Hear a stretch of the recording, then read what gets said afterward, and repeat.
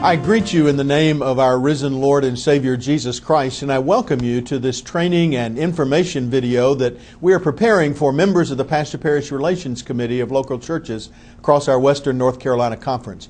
I'm grateful for this technology that allows me to share these thoughts with you and the opportunity to get the same message to all of you by this means. I'm deeply appreciative of your willingness to serve on this committee in your church. I believe that the Staff-Parish Relations Committee is one of the most vital parts of our church structure for every local church in our conference. And I hope that you, along with others who may view this video in the future, come to a better understanding of your role and responsibilities as members of the Staff-Parish Relations Committee. We are trying to find ways to serve Christ and to promote the growth and the vitality of your local church. The best way to do that is with very faithful, very fruitful, and very effective leadership in the church, both lay and clergy. For the next few minutes, I hope to touch on three aspects of our work together.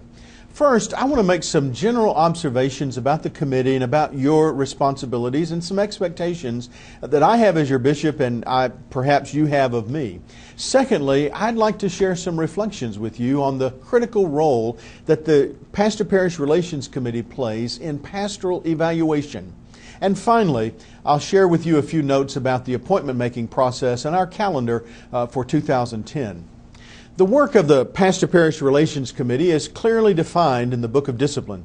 Paragraph 258.2, it's found on page 180 of this 2008 edition of the Discipline, outlines the scope of your work. You'll find listed there 16 duties that are a kind of overview of what serving on the Staff-Parish Relations Committee entails. The mandate that you will find there is that the committee is to meet at least quarterly. Some of you may require meeting more frequently than that. But the minimum standard is once every 3 months. And perhaps one of those early meetings in each one of the new years should be to review the duties that you will find there. I believe that members of the Staff-Parish Relations Committee should, first of all, be deeply committed followers of Jesus Christ. That should be paramount in your life and in your work on the committee. And I believe that committee members should have a heart for the mission of the church. The mission, as we've defined it here in the Western North Carolina Conference, is to follow Jesus and make disciples and transform the world. And that should be at the very heart of everything we do, a part of every conversation we have when our committees meet together. And I believe that members should have a desire for the church, for your local church, to be healthy and vital and dynamic, reaching out to others to fulfill the mission of the church in your community and around the world. Now, as I read these 16 duties that are outlined in our Book of Discipline, I find that the role of the Staff-Parish Committee may best be summarized or imaged as a bridge between the pastor and members of the church, constituents within the community where your church is located. I'd like to share with you 4 images of what that bridge might look like. One of the responsibilities of the Staff-Parish Relations Committee is to be a sounding board. A place to share and a place to listen. You become the ears and the voice of the congregation. You become that place where the pastor can find support, creating a space for creative conversation and hopeful visioning.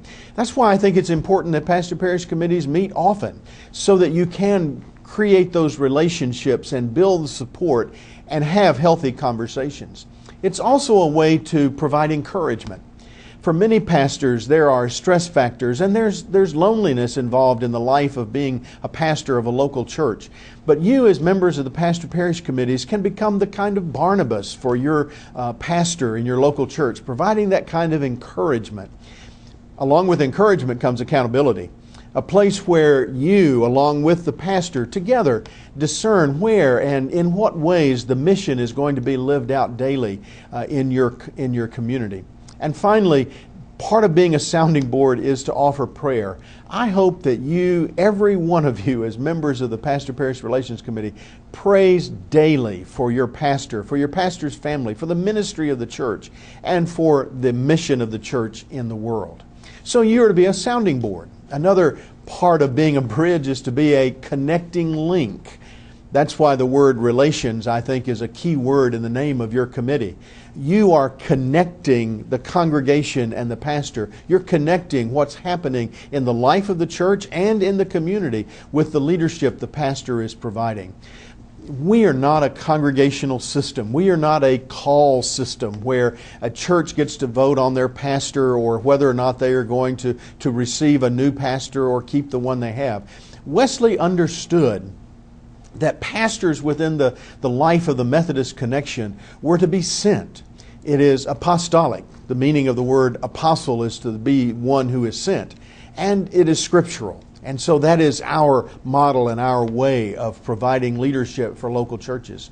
Through your district superintendent, you're linked to me as your bishop and to the overall strategy of mission for our conference and for our church around the world. Our goal is to deploy leaders for service in the church, in the community, and in the world, so that we're linked not only to one another locally, but to every United Methodist church in the world. So you're a sounding board and you're a connecting link. You're also, thirdly, a translator. You are to be the interpreter to the congregation. You're to help the congregation understand the role and the responsibilities of the pastor and to help the pastor understand expectations of the church. That's why it's critical that we have good and healthy conversations throughout the year.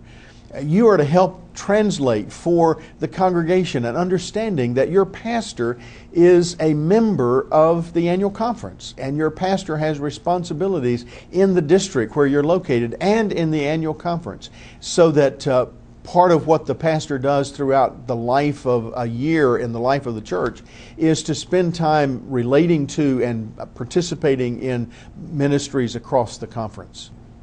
The fourth image that I share with you is that of being a partner. We're partners for accountability. You are to hold the pastor accountable for fruit and for growth and for maturity, not only in the leadership and the life of your pastor, but also in the life of your church. I hope that you'll take seriously your responsibility and your opportunity to help with the overall health of your clergy, the person who is appointed to serve you in that church or community. Take responsibility for holding the pastor accountable for physical and spiritual, emotional and mental growth and health. We have to provide, you have to help interpret this, we have to provide opportunities for the pastor to have vacation. And vacation is applied through the calendar year, an opportunity for the pastor to get away and to renew and to refresh and to find new energy for returning. Also for continuing education. As pastors, even as your bishop, we are required to obtain certain numbers of units of continuing education throughout the course of the year. I hope that you understand that continuing education events are not to be counted as vacation. Those are two separate things. One is for the refreshment and renewal of the physical body, and the other is for continuing to grow in the ability to serve in the local church. And also to hold the pastor accountable for his or her health, to encourage the pastor to take physicals and to exercise and to include appropriate boundaries for the family and for the individual pastor in the local church.